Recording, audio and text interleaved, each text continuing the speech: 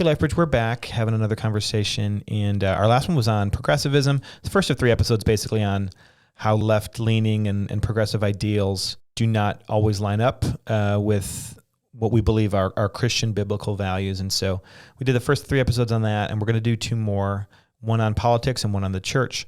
But first we wanted to take a break from that and talk about race today, because there is a lot happening both nationally around the conversation around race, and but also locally. It's been a conversation and a hot topic for about a year now, and so we kind of wanted to check back in on that and talk through it for just a few minutes. So yeah, there have been a lot of high-profile incidences of racial tension in the news, especially between police officers and minorities, that have caught the national attention lately. So obviously the Chauvin conviction came down last week, and that has been global news. Like it's been everybody's been talking about that one. So we'll talk about that a little bit more later. But otherwise, there was a 13-year-old young man in Chicago who was shot by police officers after running away, threw his gun to the side, turned around with his hands up, and got shot. In Columbus, Ohio, a 16-year-old girl with a knife was shot, and in Minnesota, it wasn't far from Minneapolis, right, where the Chauvin trial was going on, where the Minnesota police officer mistook her gun for a taser and shot a young man. So this has been in the news a lot lately. People have been talking about it, and just looking at the list here of these incidents all in front of me, like, man, these are all very different cases with a lot of different details going on around them. So I think for all of us, if we're kind of just in a binary view of what happened in all of these cases, I think that's pretty telling for how we're maybe not doing good faith discovery, as we talked about before, with each of these cases being so different. But in any sense, there's a lot of room to grieve about these, that our heart should just kind of, I think, feel a little heavy when we talk about these various news stories. First and foremost, that's where my heart goes, is just kind of like a deep sense of grief and sadness over the reality of people losing their lives and how sad that can be. Yeah, we've said this many times, but I think we're so desensitized in some ways to death that we forget the severity of what's going on in these situations, and we forget to weigh that and give it the weight it deserves, the gravity of what's happening. A life is being taken, and it's heartbreaking. It's absolutely heartbreaking. And reading some of the stories, I mean, with a couple of these kids, and just sort of the other things that are clearly going on there, the challenges they have, mental illness, and it's gut-wrenching to see this happening. It's also really sad. I think for me, I've been sort of like settling into this reality of a new normal, that these sorts of things will be a part of our life for as long as we have crime, and I think we'll continue to have crime, for as long as we continue to have police officers, and I think that we need police officers. We are going to continue to have videos that come out like this. And I'm careful to remind myself that has more to do with technology than it does with an increase or anything like that we can actually point to and say, why is this happening so much more now? I think it really is more about just the fact that we have access to the information now. But that's sort of our new reality, you know. Right. I always remind myself when these things happen, nobody is asking me to make a determination in this situation. Nobody is asking me to be judge and jury. I can simply grieve the situation, pray for the families, ask God to bring comfort to the people involved. I always try to remember people are hurting when one of these shootings happen, or a person of color is shot and their community is grieving. Sometimes that looks like anger, sometimes that looks a lot of different ways, but I always try to remember that they're grieving in a way that I don't fully understand. That doesn't mean that everything that has been done during those grieving processes is justifiable. We know that's not true, but they're grieving.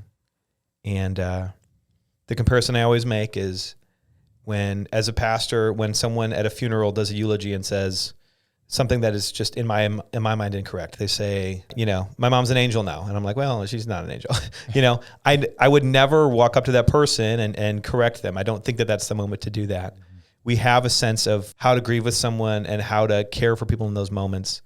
And I think as people, and certainly as Christians, we need to do a better job of understanding how to extend that same instinct to situations around race and around things like this that are sort of just outside of totally what we understand in some capacity. Mm-hmm. Yeah, in a lot of ways, it's good that we have these videos coming out and the opportunities for more awareness around these things that are happening in inner cities, and especially with minorities, and revolving around policing and how these things happen for improvement to take place. Like that's all we're asking for, I think, as a community of people, is to improve, to get better, and to continue to make progress in these areas.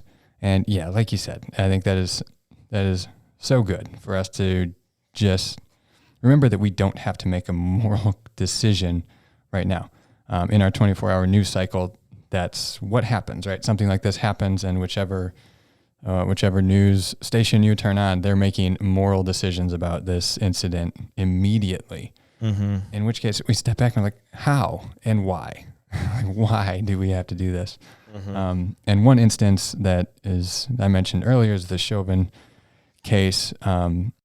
It has taken time, and in my assessment, the system here worked. The system has brought charges, and those charges were investigated. Those charges were explored. Evidence was brought to the court, and a decision was made by a jury. And Chauvin was convicted on all 3 charges. And I've been listening to every podcast that I listened to was talking about this case earlier this week when I went and looked on my podcast. And all over the spectrum, like different decisions and different opinions on what happened, what should have happened, the decision that was made, everything down to like certain convictions should not have, or certain charges should not have landed a conviction. Mm-hmm. Others should have, like, oh man. And basically the first thing that I walked away from listening to these was like, man, I'm not a lawyer. Right. I honestly don't know if a murder conviction fits the definition here or not.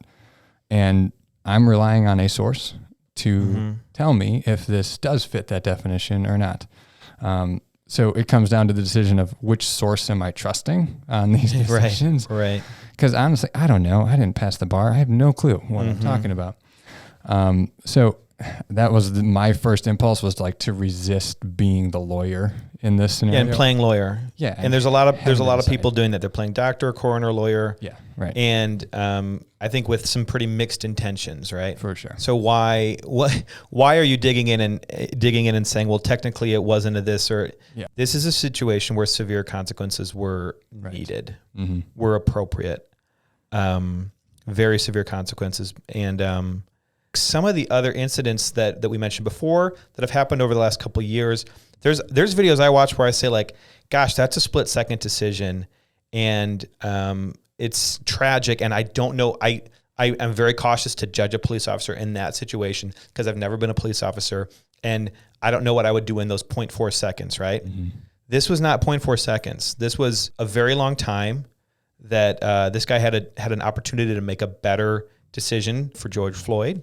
And he didn't do it. He continued. I don't know anybody that could not at some point over the course of minutes say, I think maybe I'm hurting this guy in a way that's unnecessary and I should stand up. Right. What he did was clearly despicable.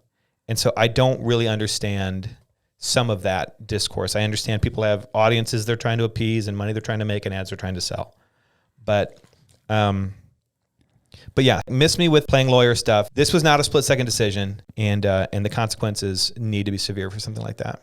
Exactly. Now, the severity of that punishment will be decided still, but justice is what we should be after. Like when there is an injustice done, there needs to be punitive justice in response, right? But also, our system of justice and enforcement, there's the proactive part, which is like police officers protecting, serving, preventing. And then there's the reactive part, which is, all right, now there's consequences, right? Yep. And so in a sense, the system failed for sure, because justice was not done when officers responded to that incident when George Floyd encountered Derek Chauvin and he killed him, right? Right. So there is a sense in which, of course, what happened to him still is unjust. Yes. We know that. Right. But in terms of our legal system applying consequences as a response to that, we would both say that yes, the punishment fits the crime. It's a just response. Exactly. And what we see right now is people kind of talking over each other with their different definition of the term justice, right? Like some are talking in the sense of punitive justice as being a retribution. Like I used it earlier, like the system where justice was done. In that sense, yes, justice was done where there was a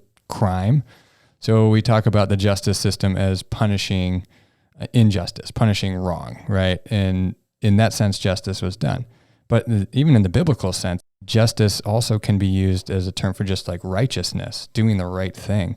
In which case, what Chauvin did was a grave injustice and was wrong and evil, right? So what we see now is people who are saying like, no, justice wasn't done. What would have been just is George Floyd being home with his family right now, right? And absolutely. Sure. And it all just depends on how we're using the term justice. I was very thankful that there was not a sort of a closing of ranks around this guy. And I think we have seen that at times where systems close ranks around an officer who's done wrong. And I'm glad to see that that didn't happen here, certainly. I want to talk a little bit about the discourse when a police officer takes someone's life in whatever capacity that they do that or whatever the situation was. One of the things that it's a very common discourse device in very extreme conservative media types to make a comparison between a police officer and a criminal and say, why wasn't there this much outrage when so-and-so shot so-and-so, or why isn't there this outrage every day in Chicago because there's gang violence or whatever. And it's not just in Chicago, that's just the example people always use. So one of the things we want to talk about for just a minute is the idea of police officers being held to a higher standard than civilians. Neither of us have ever been police officers. We are both pastors, and we do have some understanding of what it means to be held to a higher standard than others for the same thing. And so in that regard, those comparisons to me aren't valid. I don't teach my kids that people who are in a gang are safe people for them to find and trust and ask for help. I teach them that about police officers. And so that there is a higher standard that police officers are held to and should be held to. So we should actually, I think, be more outraged and more saddened when someone who we are supposed to trust, when someone who our taxes pay, when someone who we teach our kids is a safe person, when someone who wears that uniform, wears that badge, when they do something like that, it should cause more pushback, more outrage. And we understand that because we know that there are things that, John, you or I could do right now that if somebody else did this, if somebody else had this relationship or somebody else made this mistake, it would probably ruin their life and their family to some degree. And for us, it could potentially become a national news story. Right. Because we're pastors. Yep. And so we understand what it means to be held to a higher standard for some things. And we should be. Right.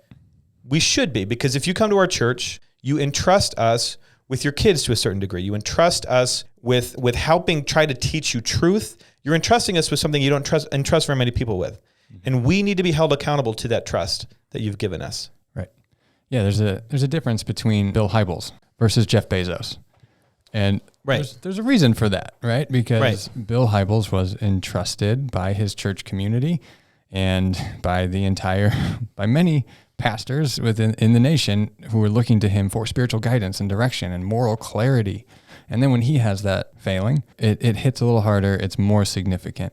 And in the same way, police officers who, as a community, with our tax dollars, we are paying to arm them and to give them the license to help keep us safe. That comes with a higher responsibility, and that is a good thing. It's an honorable thing, and I know most police officers take that very seriously. That the community, that it is an honor for them, just like you and I as pastors take that as an honor, right, to be in a position of authority, and therefore we are held to a higher standard, and that's a biblical. That's a biblical imperative that not many of us should be aspiring to be teachers, right? Right. Because we are held to a higher standard. Right. And I mean, please don't hear this as us thinking we know how police officers should do their jobs or that we think we could do it better than nothing like that. Just the simple idea that that they are held to a higher standard for a reason, and they should be. There are reasons for that, and they're actually not difficult to understand. When I send my kid to Safety Town, we don't teach them to trust everybody. Mm-hmm. We teach them to trust a few people, and one of those people is your local neighborhood police officer. Yep. And I think that's a good thing. I have no hesitation to teach my kids that, because I think that most cops are good and can be trusted. Mm-hmm. The ones that I know, certainly, I believe that about. The ones in our community, I believe that about. Mm-hmm. I'm very hesitant in a lot of situations to judge the actions of a police officer. I've never been there, mm-hmm. I'm very cautious to do that, and that's not the heart behind this at all. But police officers should be held to a higher standard. Even sometimes when it is a mistake that cops make that I will never be in the position of making, but I've made the choice with my life to not put myself in that position where I'm going to have to make those decisions. I respect people who do. I'm so thankful that we have people who are willing to sign up to do that.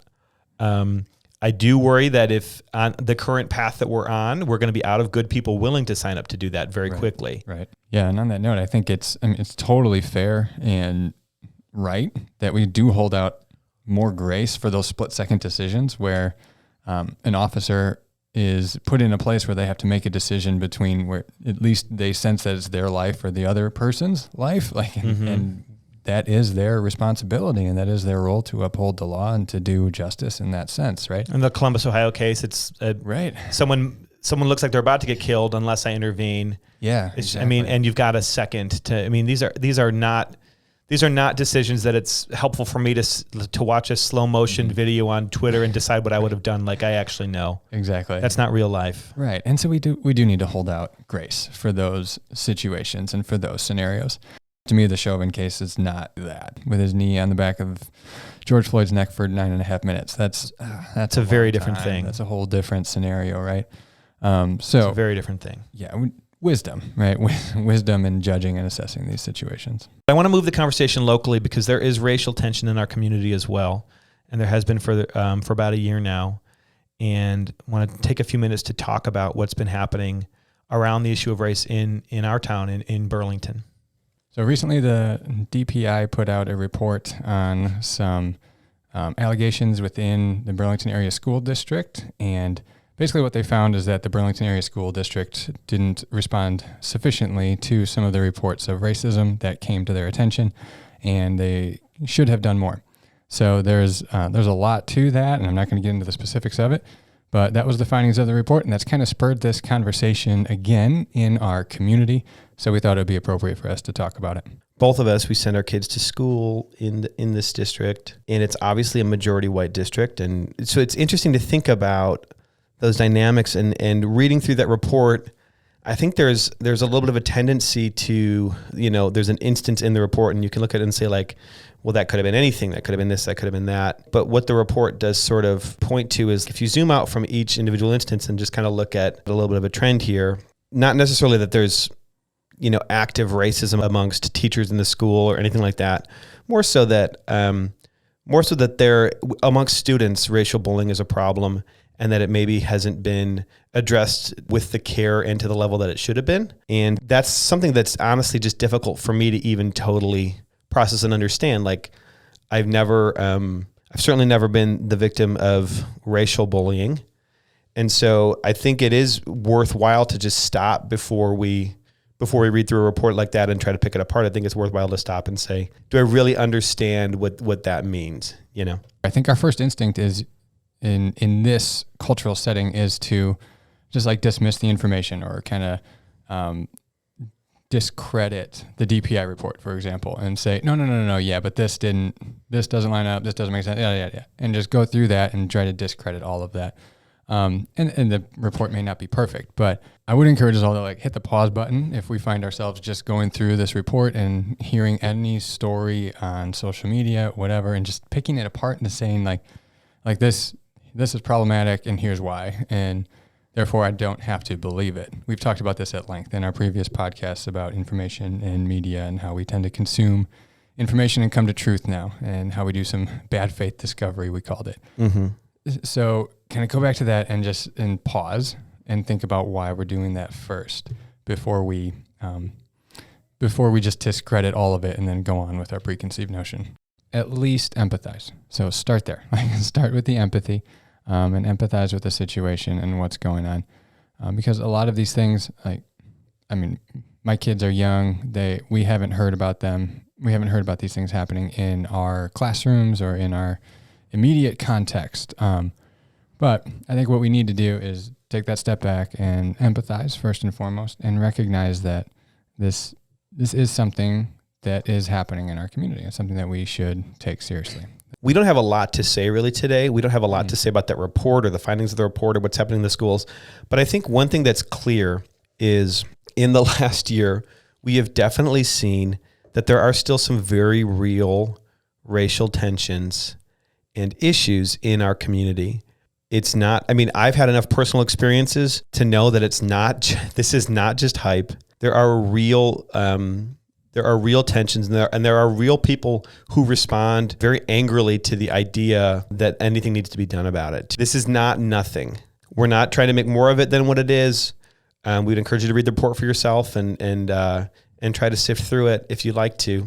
But I think we've seen in the last year that we live in a community and we are part of a church in a community that is not racially whole. We are not, both within the body of Christ and certainly outside of it, we are not in a post-racial community, in a post-racial world. These issues and these tensions, they exist. And I think as a church, as a predominantly white church in a predominantly white place, I think we need to think about and ask ourselves, what do we want? What do we want to do with that information? Because it's not a question of whether or not it's there. It is there. We have to desire unity. We have to desire making minorities feel comfortable in our community. So I think that's like one of the first questions we should ask ourselves is that something that we actually want? A while back, I was preaching a sermon on unity within the church, and that was kind of where we started. It was like, do we actually want this? Like, do we want a diverse experience within the church? Do we want to, or do we want to just have a homogenous group that all looks the same, acts the same, and feels the same way about most important issues? So do we actually want that? Do we desire that in our community and for our community? I think that's a good place to start. Yeah, and I think that's sort of the key heart issue that we can think about is simply that. Do we want people who are in the minority to feel welcome here? When you think about hospitality and what it means to be hospitable to someone, it's the idea of making someone feel welcome. And I think that's something that we all have a natural tendency towards, is that idea of like, I need to go above and beyond in this instance to make them feel welcome.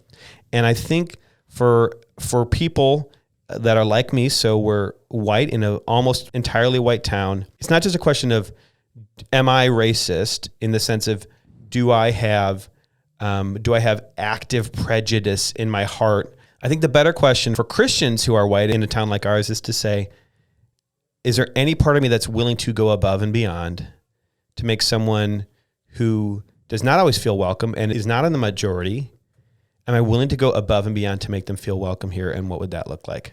Again, we're not calling everybody in our community a racist. We're not calling everybody in our church a racist. But we do think that as Christians, part of our response when we hear reports like this should be, like in just about everything else, to pray the prayer, search me, O God, and know my heart, and see if there's any wicked way in me. So we can't know this externally for the most part, but as Christians, we should really dig into our own heart, our own motivations, and our desires for diversity, for community, to make people feel welcome. I think that's a good start, and to be loving, to be kind, to create a community where we just love one another, and that's like the Christian ideal of our church. And we want that to take root in our church, and then continue to grow into our community. Amen. We don't have much more to say about this right now, but we do want people, as it's a continuing conversation in our community, it's hard to see the name of our community tied to like a racially hostile environment, I think is the language being used. That's going to tempt us towards a very negative response and a very kind of defensive posture in response. And I think a defensive posture is not the way towards more wisdom, towards being closer to the center of God's will. If there's racism in our community, we want it to be gone. If there's minorities in our community who do not feel welcome, we want them to feel welcome and embraced here and say, hey, if you want this place to be your home, we want it to feel like home for you. And if there's resistance to that, there should not be. And if there are opportunities for us to help and be a part of that, there might be ways for us to be involved in that process to make Burlington a place that truly is welcoming for people. It's not just about this one DPI report from the school district. There is real racial tension, and there is real resistance among white people to go out of their way to make people feel welcome. And as Christians, that's not a resistance that we should have. If you have questions, feedback, anything like that for us, of course, as always, feel free to reach out. Thanks for listening.